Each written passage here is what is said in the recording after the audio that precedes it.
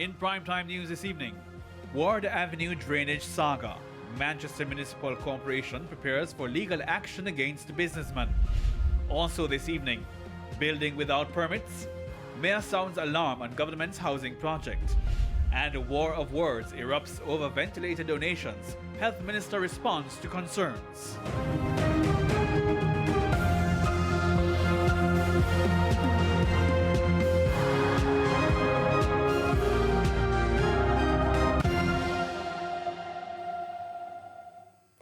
Good evening and welcome to Primetime News on air and online at onespotmedia.com.